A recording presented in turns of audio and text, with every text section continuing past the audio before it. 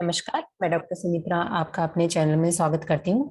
आज हम एक डिफरेंट टॉपिक डिस्कस करेंगे, जो है वैक्सीनेशन। सो वैक्सीनेशन मैंने क्यों चूज किया ये टॉपिक, क्योंकि आज इंडिया में देखा जाए तो जो फैक्ट्स हैं कि इम्यूनाइजेशन रेट, मतलब जो हम टीकाकरण की रेट बोलते हैं उसको, वो बहुत ही ज़्यादा कम है और कोविड की वजह से तो बहुत ही कम हो गई है। तो ये वीडियो मैं इसलिए बना रही हूँ कि ताकि पेरेंट्स को टीकाकरण की महत्वता पता चल सके। टीकाकरण कितना इम्पोर्टेंट है उसके बारे में पेरेंट्स को पता चल सके। सो सबसे पहले हम डिस्कस करेंगे कि टीका होता क्या है और ये कैसे बहुत जरूरी है बच्चों को लगना, और इसके क्या क्या फायदे हैं, और कुछ छोटी मोटी जो प्रॉब्लम्स होती है उसका उनका क्या क्या सोल्यूशन होता है, वो हम आज इस वीडियो में डिस्कस करेंगे। सो सबसे पहले टीका होता क्या है। तो हमारे शरीर में जब इन्फेक्शन होता है किसी भी कीटाणु से, सो बॉडी कैसे रिएक्ट करती है। शरीर में इन्फेक्शन होगा, कीटाणु शरीर में जाएगा, तो शरीर में कुछ कोशिकाएं होती हैं, सफेद कोशिकाएं होती हैं, लाल कोशिकाएं होती हैं। जो सफेद कोशिकाएं होती हैं वो हमारे शरीर में इन्फेक्शन से लड़ाई करती हैं।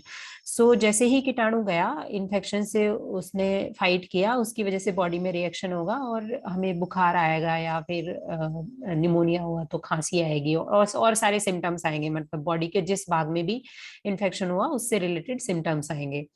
सो ये नॉर्मल प्रोसीजर हुआ। अब टीका क्या होता है। टीका कई प्रकार का होता है। टीका लाइव वैक्सीनेटेड भी हो सकता है, किल्ड वैक्सीन भी हो सकता है, या फिर जो कीटाणु होता है उसका बाहरी जो कैप्सूल होता है उससे भी बना हुआ वैक्सीन हो सकता है, या फिर उसका जो टॉक्सिन, जो वो मतलब काइंड ऑफ क्या बोलेंगे, लोकल भाषा में जहर बोलेंगे, उससे भी टीका बनाया जाता है।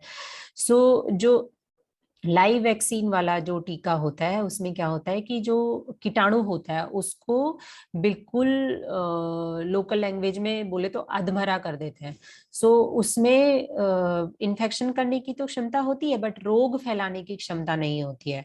मतलब उससे थोड़ा सा इन्फेक्शन होगा बट रोग नहीं, मतलब हमें उस बीमारी के लक्षण नहीं आएंगे। सो जैसे ही वो कीटाणु शरीर में जाएगा, वो सफेद कोशिकाएं उससे लड़ेंगी और लड़के उसमें उसकी वजह से शरीर में एंटीबॉडी बन जाएंगी। अब एंटीबॉडी जो बन गई है उसमें दो प्रकार की होती है। एक तो उस रोग से लड़ेगी, दूसरा होता है मेमोरी एंटीबॉडी, मतलब याददाश्त रखती है उस कीटाणु का। जैसे हमारी किसी चीज की याददाश्त बन जाती है, तो जब वो सेम चीज हमारे साथ होती है तो हमें वो याद आ जाता है। तो वो ऐसे ही शरीर में याद वाली, मेमोरी वाली एंटीबॉडी बन जाती है और वो स्टोर रहती है हमेशा के लिए। सब मोस्टली टीकों के लिए, टीकों की वजह से हमेशा के लिए उस कीटाणु के अगेंस्ट एक याददाश्त बन जाती है। तो जब भी वो कीटाणु इन्फेक्शन करेगा, वो जो याददाश्त वाली, मेमोरी वाली एंटीबॉडी होती है, वो बॉडी को याद दिला देगी कि इसका इन्फेक्शन शुरू हो गया है। सो वो पहले से ही उसके अगेंस्ट एंटीबॉडी, जो लड़ाई वाली एंटीबॉडी सफेद कोशिकाएं होती है, वो बनाना शुरू कर देगी और शरीर में इन्फेक्शन, रोग होने से, रोग के लक्षण आने से पहले ही इन्फेक्शन खत्म कर देगी। सो ये टीका कैसे काम करता है शरीर में, ये हुआ। तो जैसे कि आपको समझ आ ही गया होगा कि कितना महत्वपूर्ण है टीका ना। अब आपके मन में ये क्वेश्चन आ रहा होगा कि जब ऐसे मेमोरी वाली सेल्स बन जाती हैं जो रोग होने से पहले ही लक्षण खत्म कर देती हैं, तो ऐसा हमें बार बार टीका लगाने की जरूरत क्यों होती है। तो जो वैक्सीन होती है वो कई प्रकार की होती है। कुछ रोग के लिए वैक्सीन का एक ही शॉट काफी होता है। जैसे टीबी वाला जो वैक्सीन लगता है वो जन्म के होते ही लगता है। तो वो क्या करता है कि जो उससे मेमोरी बनती है, उससे जो याददाश्त वाली कोशिकाएं बनती हैं, वो जन्म भर के लिए होती हैं। सो जब भी टीबी का इन्फेक्शन होगा तो वो उससे लड़ने के लिए लड़ने वाली सेल्स बना देगी। सो उससे टीबी से बचाव हो जाएगा। और 50 से 60% बच्चों में अगर टीका टाइम से लगा है तो टीबी नहीं होता है। टीबी से बचाव, हर तरह का टीबी, ब्रेन टीबी, फेफड़ों का टीबी, पेट का टीबी, इनसे लड़ने की क्षमता बच्चे में होती है अगर टीका टाइम से लगा होता है। दूसरा जो उसे पोलियो वैक्सीन होता है, जो पोलियो वैक्सीन होता है वो 5 साल तक हम बार बार उसको बूस्ट करते रहेंगे, मतलब वो जो याददाश्त वाली सेल्स होती है उनको बूस्ट करते रहेंगे। तो 5 साल तक हम बार बार देते हैं, उसके बाद देने की जरूरत नहीं होती है, क्योंकि उसके बाद पोलियो होता भी नहीं है और इसकी पोलियो की लाइफ लॉन्ग के लिए इम्यूनिटी बन जाती है। अब टीकाकरण जरूरी क्यों है? टीकाकरण बहुत ही ज्यादा जरूरी है। मैं आपको फैक्ट्स बताती हूँ। जो बच्चों में जो एक्सपायरी होती है, जो डेथ होती है, वो 1 साल के भीतर ही बहुत ज्यादा होती है। जो आप अगर गूगल करेंगे तो अंडर 5 मोर्टेलिटी, अगर आप गूगल करेंगे तो अंडर 5 मोर्टेलिटी, मोर्टेलिटी मतलब डेथ रेट, मतलब कितनी डेथ होती है 1 साल में बच्चों की ना।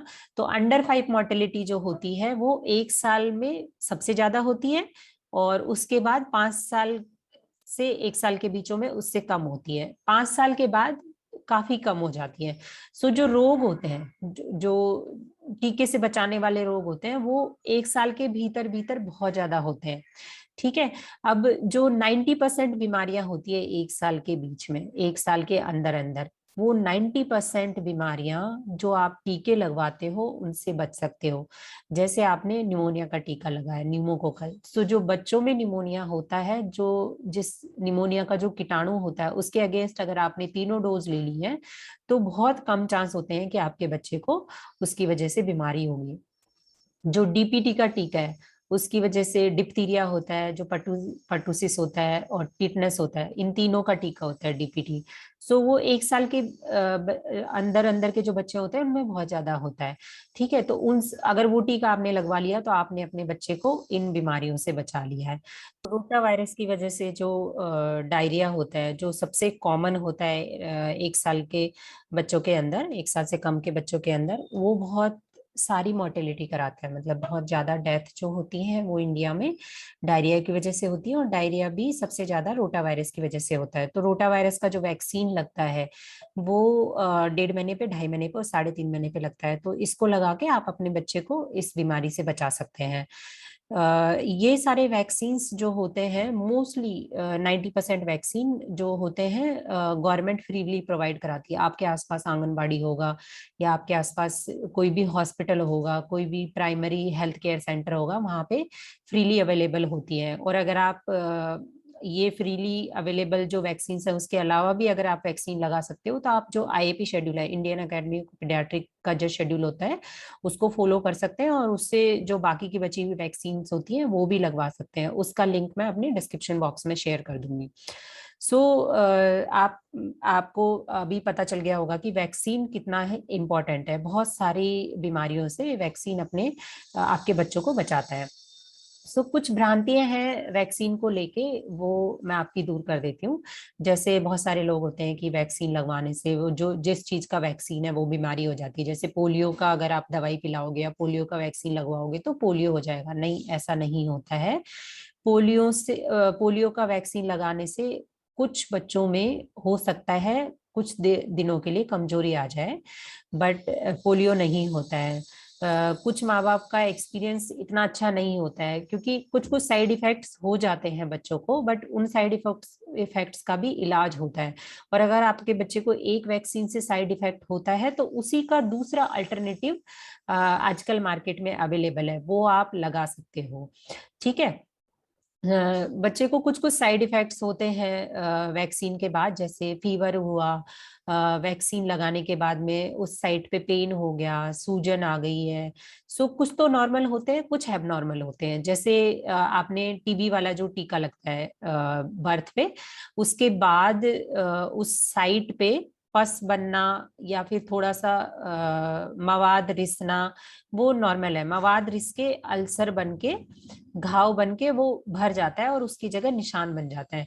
इसका मतलब है कि आपकी बॉडी ने उस वैक्सीन से बहुत अच्छा रिएक्शन दिया है। ठीक है। और कुछ होता है कि कुछ को फीवर होता है, तो फीवर के लिए जब आप किसी भी जगह पे वैक्सीन लगवाने जाओगे तो डॉक्टर पहले बता के रखता है कि इसकी वजह से फीवर आएगा, और फीवर की आप मेडिसिन इतने इतने घंटे में दे सकते हो।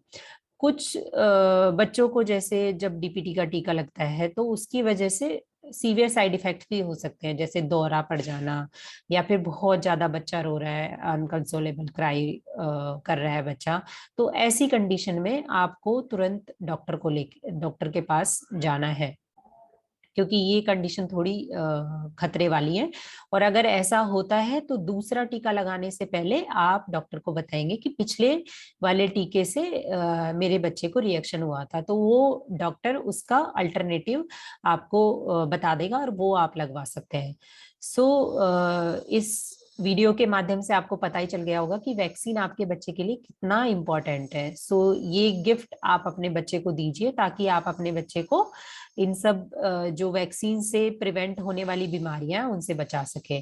सो अगर ये वीडियो आपको पसंद आया होगा तो लाइक कीजिए, शेयर कीजिए बाकी लोगों से, ताकि वो भी अपने बच्चे को टीका लगवा सके। और सब्सक्राइब कीजिए मेरे चैनल को, ताकि आपको और ऐसी जानकारी भरे वीडियो मिल सके। नमस्ते।